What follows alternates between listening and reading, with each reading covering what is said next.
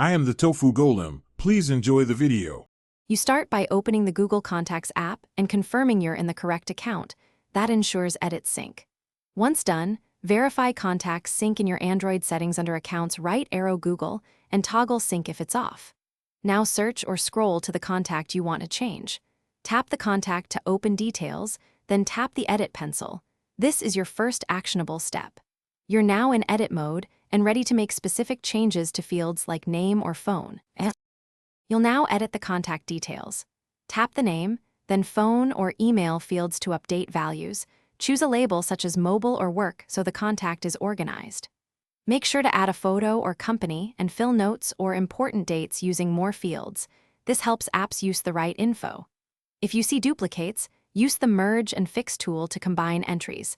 Select multiple contacts to merge when the same person appears twice. Keep an eye on which account you're saving to. When you finish edits, tap Save and make sure the contact saved to the intended Google account. This affects sync across devices. Next, confirm sync completed by checking Settings, right arrow Accounts, right arrow Google, right arrow Contacts, or export a vCard as a backup.